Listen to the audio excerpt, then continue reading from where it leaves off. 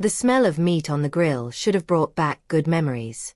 But when I heard my cousin Natalie letting out that laugh that was too loud, followed by a venomous comment about my office career, I felt my stomach churn. It wasn't the first time. It was never the first time. We were in my aunt and uncle's backyard in San Diego, California. A family barbecue to celebrate Uncle Richard's birthday. 30 people scattered between white plastic tables, kids running around with soda cups, adults pretending to care about each other's lives. I was there, holding my paper plate with potatoes and salad, when Natalie decided I would be the afternoon's entertainment. "Seriously, guys, Jenna still works with spreadsheets," she said, loud enough for half the backyard to hear. Meanwhile, I just closed a $200,000 deal. But hey, everyone at their own pace, right? I felt my face heat up. Not from shame. From suppressed anger. Because what Natalie didn't know, what no one there knew, was that my office job had a different name in another context. A context where spreadsheets never existed. I took a deep breath and forced a smile. "That's great, Nat, congratulations." She blinked, surprised. She expected a reaction. Always expected one. But I had learned a long time ago that silence is a sharper weapon than any response. At least, that's what I told myself every time I swallowed the humiliation. "Oh, thanks," she said, not hiding her disappointment. Then she turned to her boyfriend beside her, a guy named Brett who wore sunglasses even under the awning. "Babe, tell her about my new car." I stepped away before Brett could open his mouth. I walked to the drinks table, grabbed a can of soda I didn't want, and pretended to be busy reading the labels. My heart was racing. It wasn't fair. None of it was fair. Natalie had always been like that. Since we were kids. She was the favorite, the outgoing one, the one who did everything right in the eyes of the family. And me. I was the quiet one. The one who didn't stand out. The one who chose a different path and was never applauded for it. What they didn't know was that I didn't choose to be invisible. I was trained for it. "Jenna." My mother's voice pulled me from my thoughts. She waved from a distance, next to my grandmother. I forced another smile and waved back. My mother always had that talent for looking happy at family events, even when I knew she also felt out of place. We were both good at pretending. I returned to watching Natalie from afar. She was now at the center of a group, gesturing animatedly, telling some story about her latest trip to Miami. Everyone laughed. Everyone paid attention. It was like watching a show you were never invited to perform in. Uncle Richard approached her with a beer in hand, patted her on the shoulder, and said something I couldn't hear. But I saw the pride on his face. That pride a father has when he thinks his daughter has conquered the world. I wanted to be angry at him too. But I couldn't. Because Uncle Richard had always been nice to me. Just distant. As if I were a decorative item in the family, present but without a clear purpose. What no one knew, and this was a burden I carried alone, was that Uncle Richard wouldn't even be there if it weren't for me. Literally. But that was a secret. And military secrets aren't broken at family barbecues. "Hey, Jenna." I turned and saw my cousin Lucas, Natalie's younger brother, holding a plate full of meat. He was 16 and had that teenage look of someone who hadn't yet decided whether they wanted to be cool or rebellious. "Hey, Lucas. You okay?" Nat being annoying again. I smiled for real this time. Lucas had always been different. "I'm fine. She's just like that." He shook his head. "She's unbearable. Always thinking she's hot stuff since she started working at that company. I think she forgot she was selling makeup at the mall 2 years ago." I almost laughed. But something stopped me. A strange feeling that someone was watching me. I looked around and my eyes met Uncle Richard's. He was standing near the grill, beer still in hand, but his face had changed. He was no longer smiling. He was staring at me. And there was something in that look I couldn't decipher. It wasn't anger. It wasn't curiosity. It was recognition? Impossible. He couldn't know. I quickly looked away and pretended to be interested in what Lucas was saying. But my heart raced again. This time not from anger. From fear. The rest of the afternoon dragged. Natalie continued to be the center of attention. Brett continued looking like a mannequin beside her. And I continued being the shadow I had always been. At some point, someone suggested playing volleyball in the yard, and everyone got excited. I politely declined, saying I needed to help clean. No one insisted. I was stacking paper plates in the kitchen when I heard Natalie's voice behind me. Running away again, Jenna? I closed my eyes for a second before turning. Just helping clean. Of course. You've always been good at that. Staying in the background. She crossed her arms and leaned against the doorframe, blocking my exit. You know, I keep wondering, what do you really do at that job? Because no one's ever understood. It's complicated, I replied, keeping my voice steady. Complicated, she repeated, sarcastic. Like, secret. You're like a spy or something. She laughed at her own joke. I didn't. Something like that, I murmured. Natalie stopped laughing. Seriously. I looked her straight in the eyes. You wouldn't understand, Nat. For a moment, something crossed her face. Doubt. Curiosity. But it was quickly replaced by her usual arrogance. Whatever. Still a boring job.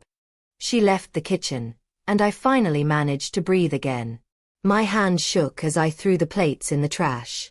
I had gotten too close. Too close to breaking protocol. Too close to exploding. But the truth was, no matter how much Natalie teased me, no matter how everyone there saw me as the boring cousin, I knew who I was. And that had to be enough. Or at least, that's what I tried to convince myself. When I returned to the backyard, the volleyball game was over. People were starting to say their goodbyes. My mother found me and said it was time to leave. I thanked her mentally. A few more minutes there, and I wasn't sure I could keep up the facade. I was walking toward the gate when Uncle Richard called. Jenna, wait. I stopped. He approached with that confident stride of someone who had spent years on military missions. Uncle Richard had been a Navy SEAL for 20 years before retiring. He was respected, feared, legendary. And he was looking at me that way again. You okay? He asked softly, as if he didn't want anyone else to hear. Yes, Uncle. Just tired. He nodded slowly but didn't look away. You know you can come to me, right? If you need to talk. I frowned. About what? He hesitated. Opened his mouth, closed it, then just patted my shoulder. About anything. And then he walked away, leaving me there, confused and alarmed at the same time. What the hell had just happened? In the car, my mother asked if I had fun. I lied and said yes. She turned on the radio and started humming along to the music, happy to have fulfilled the family obligation. I stayed silent, looking out the window as San Diego passed in a blur of lights and shadows. Natalie didn't know. No one knew. But maybe, just maybe, Uncle Richard was starting to suspect. And if he knew the truth, everything would change. If you're enjoying this story, don't forget to subscribe to the channel. 3 days after the barbecue, I received a message from Natalie. It wasn't common. In fact, it was practically unprecedented. She never texted me unless it was to announce mandatory family events or to ask to borrow something she never returned. The message said, Dad wants family dinner on Friday. Are you coming? I stared at the phone screen for too long. It didn't make sense. Family dinner in the middle of the week? With a direct invitation? Something was wrong. I replied. Why? The 3 dots appeared and disappeared several times before she answered. I don't know. He asked. Said it's important. Important. The word echoed in my head. Uncle Richard never used that word lightly. When he said something was important, it usually involved life or death. Literally. I accepted the invitation. Not because I wanted to, but because refusing would raise suspicions. And the last thing I needed was more questions. The days until Friday crawled by. I tried to focus on work, my real job, the one that paid the bills and maintained appearances, but my mind was elsewhere. On Uncle Richard's look. The way he called me. The feeling that something was about to fall apart. Friday arrived. I put on jeans and a simple top, nothing that would draw attention. I tied my hair in a loose ponytail and left the house at 6 in the evening. San Diego traffic was heavy as always, but I arrived at my aunt and uncle's house at 7 on the dot. The door was unlocked. I entered and was greeted by the smell of tomato sauce and garlic. Aunt Laura was in the kitchen preparing pasta. She greeted me with a quick hug and a tired smile. "I'm so glad you came, dear. Richard is in the living room with Natalie and Lucas." I thanked her and went to the living room. Uncle Richard was sitting in his armchair, that brown leather one that was at least 20 years old and that no one but him could use. Lucas was on the sofa fiddling with his phone. Natalie was beside him, doing her nails. When I entered, Uncle Richard looked up. And there it was again. That look. "Jenna. Sit." It wasn't a request. It was an order disguised as kindness. I sat on the edge of the sofa, next to Lucas, who didn't even lift his head from his phone. "Thank you for coming," Uncle Richard said, folding his hands in his lap. "Of course." Natalie said it was important. He nodded slowly. "It is." Natalie rolled her eyes. "Dad, you're being dramatic. Just say what it is already." Uncle Richard ignored his daughter and kept looking at me. "How are you, Jenna?" The question caught me off guard. "Fine." "Why?" "Because I know my daughter doesn't make things easy for you." Natalie lifted her head, mouth open. "What?" "You heard," he said, turning to her. "You keep provoking Jenna every time we get together. Do you think I don't notice?" I wanted to sink into the sofa. This wasn't happening. Not in front of everyone. "Dad, I was just joking," Natalie protested, throwing her hands up. "Jenna knows that." "It doesn't seem like a joke," he shot back, and his voice had that tone that allowed no argument. "It seems like disrespect." Natalie looked at me, furious. As if this were my fault. As if I had asked Uncle Richard to defend me. I hadn't asked. Never asked. "Uncle, it's okay." I tried to intervene. "Really? No need." "Need," he cut me off. "Because you deserve respect. More than anyone at this table." Silence. Lucas finally put down his phone. Natalie looked ready to explode. Aunt Laura appeared at the living room door, holding a wooden spoon, confused. "Richard, what's going on?" Uncle Richard didn't answer his wife. He kept looking at me. And then he said the words that made my heart stop. "You saved my life." The air left my lungs. "What?" Natalie was the first to react, her voice loud and incredulous. "What are you talking about?" "You heard," he repeated, not taking his eyes off me. "Jenna saved my life. And the lives of 5 men on my team." Aunt Laura let the spoon fall to the floor. Lucas was speechless. Natalie shook her head, laughing without humor. "Dad, are you all right? Jenna works with computers." "She works with much more than that," he said, finally diverting his gaze to his daughter. "But that is classified. And you will respect that." I couldn't move. Couldn't speak. Everything I had built, all the effort to keep that part of my life separate, was collapsing right in front of me. "Uncle Richard, how did you?" "I didn't know," he interrupted me. "Not until last week. I received a call from an old friend. He mentioned a name. Raven. My code name. He said Raven was retired. That she had moved to San Diego. That she was young, female, and had done something no one believed possible." He paused. Then I started putting the pieces together. Natalie let out a sharp laugh. "This is ridiculous. Dad, did you hit your head?" "Natalie, shut up," Lucas said, and everyone looked at him surprised. He was looking at me with something like admiration. Let Dad finish. Uncle Richard continued. I made some calls. Spoke to people I hadn't talked to in years. People who know things. And they all confirmed. Raven was you. I wanted to deny it. Wanted to laugh and say it was a misunderstanding. But I couldn't. Because he was right. And lying to a man like Uncle Richard would be useless. I can't talk about it, was all I could say. I know, he replied. But I can. Because I was there. Aunt Laura pulled up a chair and sat, pale. Richard, explain properly. He took a deep breath, as if returning to a place he preferred to forget. 2019. Afghanistan. My team was sent to extract an informant from a hostile area. Everything went wrong. We were ambushed. Surrounded.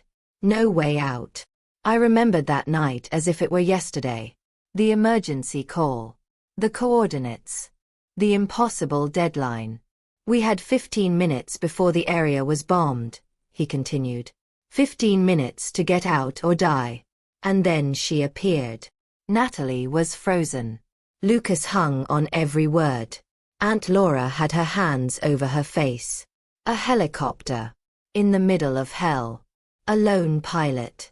She descended into a space that barely fit the equipment, under heavy fire, and pulled all of us out. 6 men. 15 minutes. Impossible. But she did it. He looked at me again. I never knew who she was. The codename was Raven. None of us saw the face. But I never forgot that voice on the radio. Steady. Calm. Confident. My throat tightened. I didn't want to cry. Not there. Not now. And that voice, he said slowly, was yours. Natalie finally found words. No. No, this doesn't make sense. Jenna can barely drive. I would have laughed if I weren't on the verge of collapse. Jenna, Uncle Richard said firmly, is one of the best pilots this country has ever had. And you spent years humiliating her. The silence that followed was deafening. Natalie opened and closed her mouth several times, unable to formulate a response. Aunt Laura was crying softly. Lucas was looking at me as if I were a superhero. Jenna, Uncle Richard said, rising from the armchair and coming over to me. I should have found out sooner. Should have paid more attention.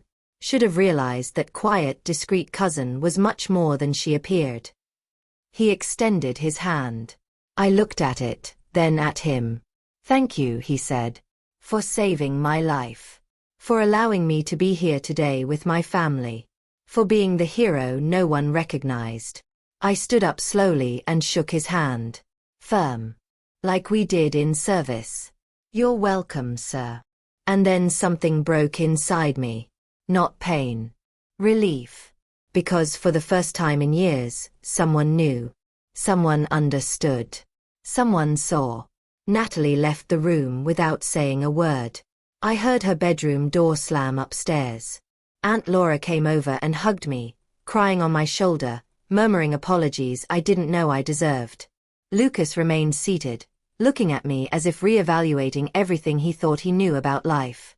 And Uncle Richard, the man I had saved without him knowing, stood there, tears in the eyes of a warrior who rarely cried. You are amazing, Jenna. And I will make sure everyone in this family knows it. I didn't know if I wanted that. If I was ready for everyone to know.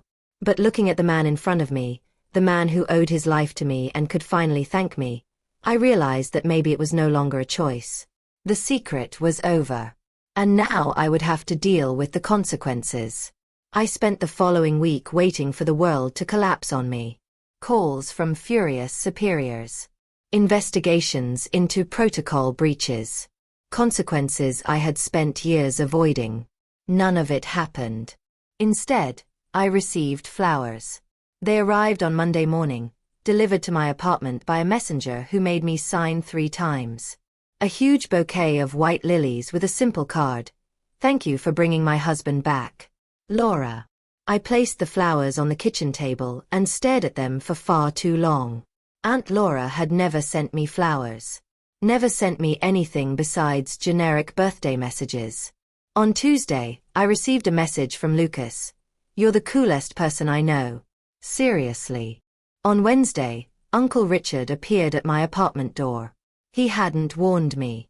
He simply rang the bell at 8 at night, holding a brown paper bag. When I opened the door and saw who it was, my first instinct was to close it again. "Relax," he said, raising his hands in surrender. "I just came to bring dinner. Laura made lasagna and thought you'd like it." I hesitated, but made room for him to enter. My apartment was small, functional, lacking personality. Exactly the way I liked it. Uncle Richard came in and placed the bag on the kitchen counter, looking around with that silent assessment soldiers instinctively make. "Nice," he said, but I knew it was polite. "Thanks. Want some coffee?" "Only if it's not too much trouble." I made coffee while he sat at the small dining table. The silence was uncomfortable, but not unbearable. When I handed him the cup, I sat across and waited. "I didn't come here to pressure you," he began. "I just wanted you to know I spoke with a few people. The right people. Confirmed that you won't have any problems for what I discovered." I felt a weight lift from my shoulders. How? Because I didn't find out through official channels. And because no one but me could connect the dots. "Your secret is safe, Jenna. At least for now." "For now," I repeated. "Natalie won't say anything," he said, reading my worry. "I made sure of that." "How?" He took a sip of coffee. "I had a serious conversation with her. A father-to-daughter conversation that should have happened a long time ago. I explained that if she says anything about you, about what I told her, she'll not only be putting you in danger but also me. And she knows what that means." I knew too. Classified information was no joke. Even among family. "She understood?" I asked, doubting. Uncle Richard sighed. "She's angry. At me, at you, at the world. But she understood. And more importantly, she's starting to understand the size of the mess she made." "Starting," I repeated, unable to hide my skepticism. He smiled, but it was a sad smile. "I failed Natalie. Let her grow up thinking the world revolved around her. That success was measured in money and status. That quiet people were weak." He paused. "I failed you too. For never asking. For never paying attention. Uncle, you. Let me finish." His voice was firm, but gentle. "I spent 20 years defending this country. Taught men to be strong, brave, never give up. But I didn't teach my own daughter humility. And I didn't recognize my niece's strength when it was right in front of me." I looked at the coffee cup in my hands. I didn't know what to say. "That night in Afghanistan," he continued, voice softer now, "I thought I was going to die. All of us did. And then you appeared. That voice on the radio, calm, steady, saying you'd get us out. And I believed it. I don't know why, but I believed it." I remembered my voice that night. I remembered forcing calm while my heart raced. I remembered the fear of failing. "When you descended in that helicopter," he said, looking directly at me, "I saw tracer rounds passing the cockpit. Saw explosions so close the equipment shook. But you didn't hesitate. Not for a second." "I hesitated," I admitted quietly. "Inside I was terrified. But you didn't let anyone know. That's real courage, Jenna. Not the absence of fear. It's doing what needs to be done even when you're terrified." Tears burned my eyes, but I didn't let them fall. I'd spent too long training not to show weakness. "Why are you telling me this?" I asked. "Because you deserve to hear it. And because I want you to know that, from now on, things are going to be different. In the family. With Natalie. With me." He placed the cup on the table. "You won't be invisible ever again." I didn't know if that was a promise or a threat. In the following days, things really started to change. Aunt Laura called to talk. Real conversations, Not just polite greetings. Lucas sent memes and funny videos, trying to build a bridge that had never existed before. And Natalie? Natalie stayed silent. No messages. No calls. No social media taunts. It was as if she had disappeared. Part of me felt relieved. Another part felt something strange I took time to identify. Guilt. I hadn't asked Uncle Richard to expose the truth. I hadn't asked Natalie to be humiliated in front of the family. But it happened. And now I had to decide what to do with it. On Friday, 2 weeks after that fateful dinner, I received an unexpected message. It was from Natalie. "Can we talk?" I stared at the message for a full 5 minutes before replying. Part of me wanted to ignore her. Let her taste what I had felt for years. But another part, the part that had been trained to be better, to be bigger, couldn't. Where? Cafe on Main Street. Saturday at noon. I agreed. Saturday arrived cold and cloudy. I wore a sweatshirt and jeans, tied my hair in a messy bun, and went to the cafe. I arrived 10 minutes early, as I always did. Old military habits never die. Natalie arrived right on time. She looked different. No heavy makeup, natural hair, simple clothes. She seemed smaller, more human. She sat across from me without saying anything. We ordered coffee. Sat in silence for far too long.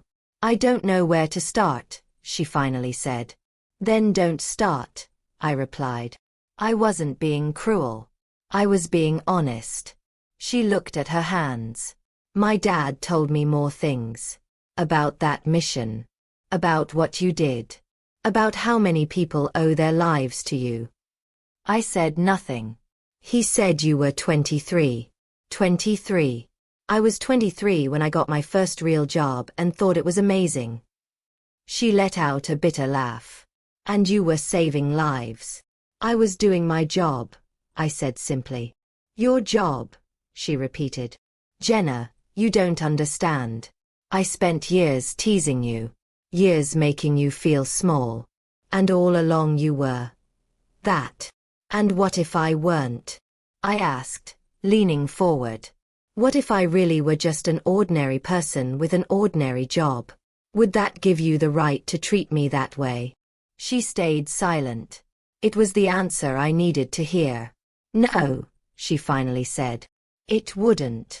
"Then it's not about what I did. It's about how you treated me regardless of that." Tears began streaming down her face. Natalie, the confident, arrogant cousin, was crying in front of me. "I'm sorry," she said, her voice breaking. "I'm sorry for everything. For every cruel comment.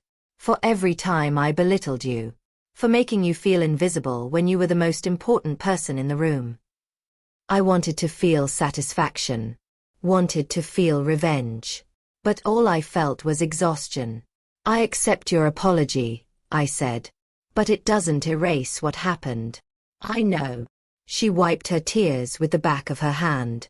"But I want to try. I want to be better. I want to really know you. The real Jenna." I looked at my cousin, really looked, and saw something I had never seen before. Genuine vulnerability. "Okay," I said slowly. "We can try." It wasn't full forgiveness. It wasn't instant reconciliation. But it was a start. We talked for another hour. About real things. About fears and insecurities. About family pressures and impossible expectations. And for the first time since we were kids, I saw my cousin not as an antagonist, but as human. When we left the cafe, she hugged me. Awkward and strange. But it was real. "Thank you for giving me a chance," she said. "Thank you for asking." I went home feeling something different. It wasn't complete happiness. It wasn't full resolution. But it was hope. And for someone who had spent years being invisible, hope was more than enough. A month later, Uncle Richard called and said he needed to see me. Urgently. My stomach froze. Urgent, in his vocabulary, was never good news. I arrived at his house in 20 minutes. Aunt Laura opened the door with a smile that didn't reach her eyes. He's in the office. Uncle Richard's office was a sanctuary. Walls covered with military photos, framed medals, reminders of a lifetime serving the country. He was sitting behind the desk, flipping through papers with that intense focus I knew so well. "Close the door," he said without looking up. I closed it and sat in the chair across from him. My heart was racing. "I received a call today," he began, finally looking at me. "From command. They want to honor you." I blinked. "What?" "A ceremony. Official recognition for what you did. Medal of Honor. The whole thing." He pushed the papers toward me. "It's scheduled for 3 weeks from now." I took the papers with trembling hands. They were official documents. Stamps. Signatures. Real. How did this happen? My voice came out louder than I intended. "I made it happen." He leaned back in the chair. "After I found out who you were, I couldn't accept that you had never been recognized. So I started making calls. Lots of calls. Talked to generals, intelligence officers, people who were on that mission with me." "Uncle, you couldn't." "I could, and I did." His voice was firm. "Jenna, you saved 6 lives. Including mine. And no one ever officially said thank you. That's not fair. It's not right." Tears burned my eyes. "I did it because it was my job. Not because I wanted recognition. I know. And that's exactly why you deserve it." He leaned forward. "True heroes never ask for applause. But they deserve to receive it." I looked at the papers again. A ceremony. Public. My family would be there. Friends. Strangers. Everyone would know. "I don't know if I can do this," I admitted. "You can. Because you've already done far harder things." He smiled. "And because you won't be alone. I'll be there. Laura will be there. Lucas. And Natalie too." I looked up quickly. "Natalie." She asked to come. Said she needed to see this. To fully understand who you are. I didn't know what to say. Natalie and I had talked a few times since that coffee. Brief, cautious, but real conversations. But this was different. This was her choosing to support me publicly. "Okay," I finally said. "I'll do it." Uncle Richard smiled, that proud smile I had seen him give Natalie dozens of times, but never me. Until now. The 3 weeks passed in a blur. Calls from officers instructing me on protocols. Journalists requesting interviews that I politely declined. My mother crying on the phone when I told her, saying she always knew I was special but never imagined how much. Natalie messaged asking if she could take me to buy a dress for the ceremony. I hesitated, but agreed.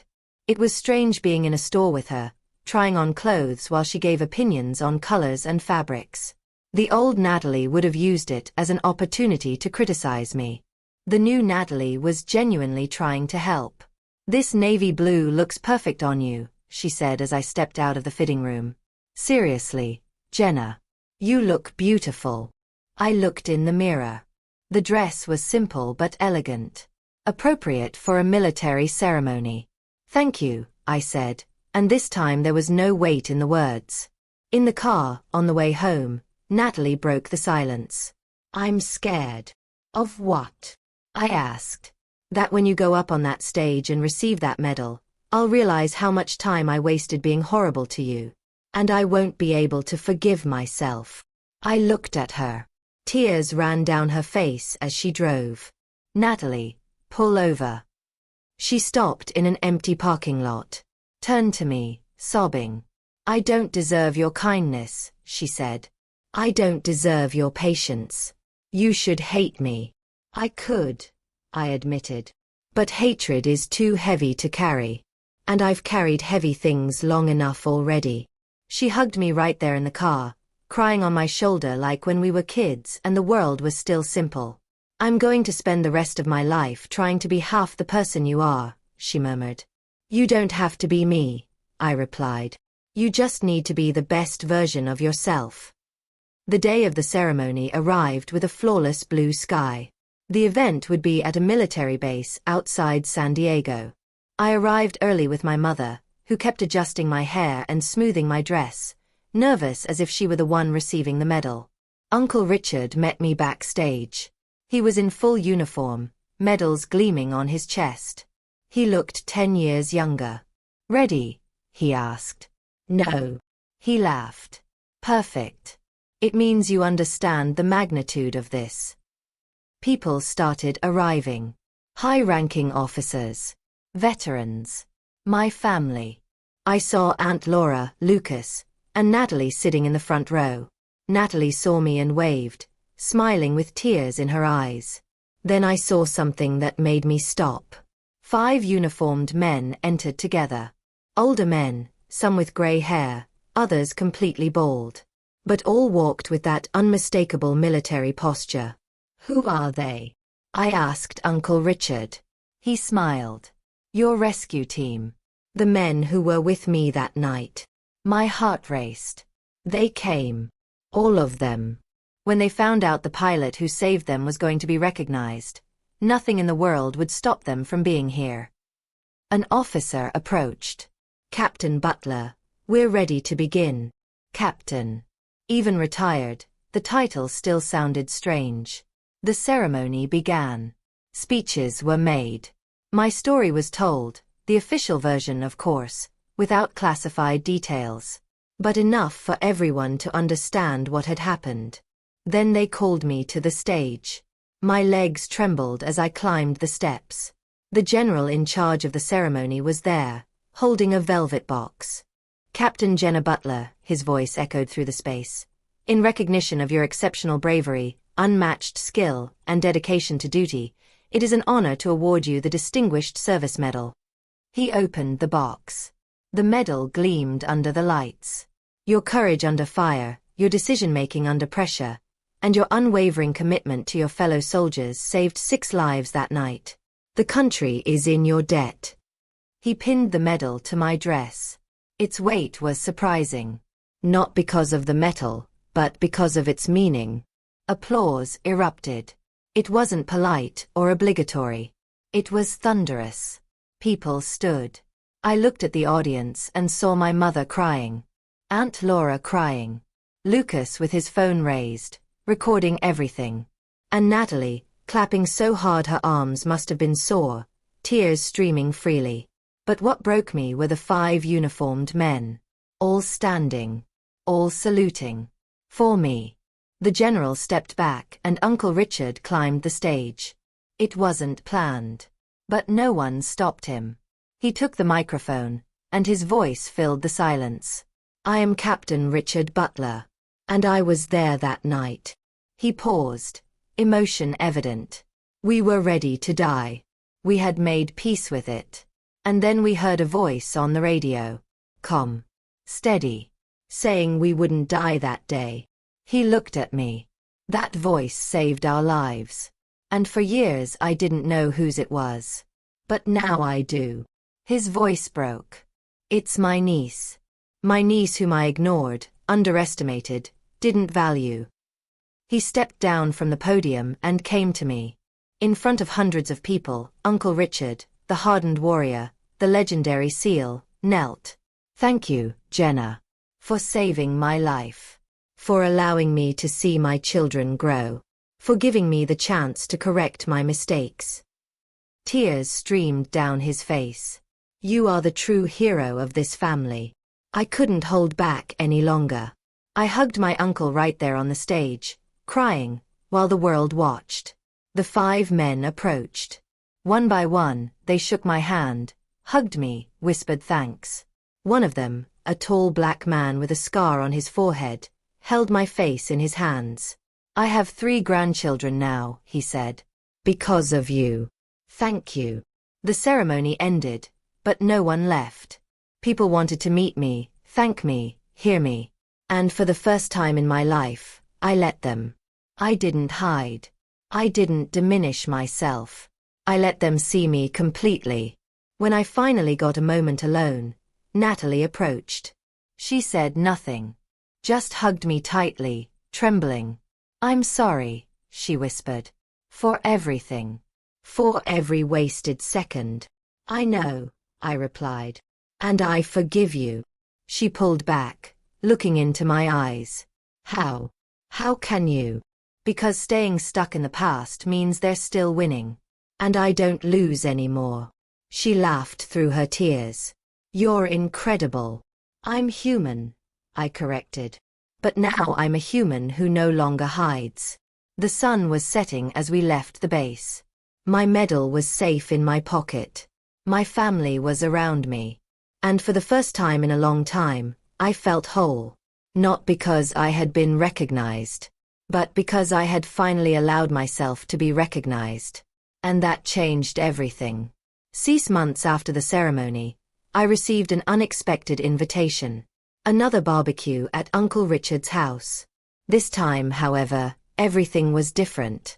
I arrived on Saturday afternoon, and even before getting out of the car, I saw Lucas running toward me. He had grown a few inches and now had a military-style haircut. "Jenna, you have to see something." He grabbed my arm and pulled me into the backyard. There, hanging between 2 trees, was a huge banner that read, "Welcome home, hero." My face warmed. "Lucas, this is Dad's idea," he interrupted, smiling. "He said you deserve to be celebrated always, not just once." Aunt Laura appeared from the kitchen, wiping her hands on an apron. When she saw me, her face lit up. "Jenna, I'm so glad you came." She hugged me with a genuine warmth that still surprised me. Over the past few months, Aunt Laura had become more than just my uncle's wife. She had become a friend, a confidant. "You look beautiful," she said, stepping back to look at me. "That short haircut suits you perfectly." I had cut my hair the previous week. Something new. Something that represented the person I was becoming. Someone no longer afraid to be seen. "Thank you, Aunt." "Come on, Richard's at the grill. He's going to freak out when he sees you." We walked to the back of the yard. Uncle Richard was exactly where I expected him, beside the grill, flipping meat with that intense focus he applied to everything in life. When he saw me, he set the spatula down and came over, wrapping me in a tight hug. "How are you, kiddo?" "Good. Better than good, actually." He stepped back, studying me. "I can see it. You're different." "In what way?" "You're more present. Like you've finally stopped hiding." I smiled. He was right. In the months since the ceremony, a lot had changed. I had started therapy to process years of feeling invisible. I had accepted invitations to speak at schools and universities about military aviation and women in the armed forces. I had even appeared on a veterans podcast, sharing my story publicly for the first time. And most importantly, I had learned to accept recognition without feeling arrogant. "Where's Natalie?" I asked, looking around. "She's inside, helping Laura with the salad." He hesitated. "She's different too. Thanks to you." "It wasn't because of me. It was her choice." "She was inspired by you," he corrected. "There's a difference." I went into the kitchen and found Natalie chopping tomatoes. She wore a simple t-shirt and jeans, her hair tied in a practical ponytail. When she saw me, her face broke into a genuine smile. "Jenna, finally." She dropped the knife and hugged me. Our hugs were still awkward, but less so each time. "You cut your hair," she said, touching a strand. "It looks amazing." "Thank you. You've changed too." She shrugged. "I cancelled my super expensive gym membership. Now I run in the park. It's free and gives me time to think." In the past few months, Natalie had made deep changes. She had quit the job she hated but kept for status. She had broken up with Brett after realizing he was as superficial as she used to be. And she had started volunteering with an organization supporting veterans. "How's the volunteer work?" I asked. Her face lit up. "Amazing. Hard, but amazing. I met a woman last week, a veteran who lost her leg in Iraq. She told me her story, and I realized how much I still have to learn about real courage. Aunt Laura watched us from the sink, smiling. "You two make me so proud," she said quietly. The rest of the afternoon passed with a lightness I had never experienced at family gatherings. No tension. No disguised jabs. Just people genuinely happy to be together. We ate, laughed, and shared stories. Lucas showed me videos of his martial arts training, saying I was his inspiration to persevere even when things got tough. Aunt Laura asked me for advice on handling anxiety, sharing her struggles in a way she never had before. And Natalie? Natalie sat next to me on the couch after dinner and simply said, "Thank you for not giving up on me." "I almost did," I admitted. "Several times. But you didn't. And that meant everything." Later, as the sun began to set, Uncle Richard asked for everyone's attention. "I want to make a toast," he said, raising his beer. "To Jenna. Not just for the hero she is, but for the person she has always been. Someone who never needed to shout to be strong. Someone who never needed to belittle others to feel big." He looked at me with that pride I had only seen in old photos from his service days. "Jenna, you've taught me that acknowledging our mistakes isn't weakness. It's the greatest strength there is. Thank you for giving me the chance to be a better uncle, a better father, a better man." Everyone raised their glasses. To Jenna. Tears welled in my eyes, but this time I didn't hide them. I let them fall freely as I looked at the people around me. My family. Imperfect. Complicated. But trying. Really trying. Natalie came to me after the toast. "Can I show you something?" I held her hand, and she led me to her room. On the wall, where once there had been a collection of photos of her at parties and expensive trips, there was now something different. A frame. Inside it, a photo from the ceremony. Me on stage, holding the medal, tears in my eyes. And next to it, a small card with a handwritten phrase. "True greatness doesn't need a stage. But it deserves one." "I look at this every day," Natalie said, her voice trembling.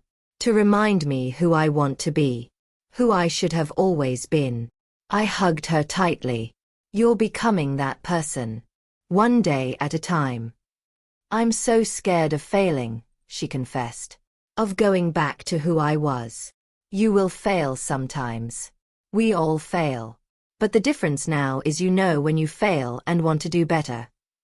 She nodded, wiping her tears. "How did you get so wise?" "Surviving you," I joked, and we both laughed.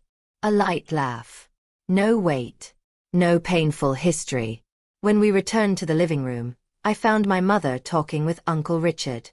She saw me and waved. I sat beside her, and she took my hand.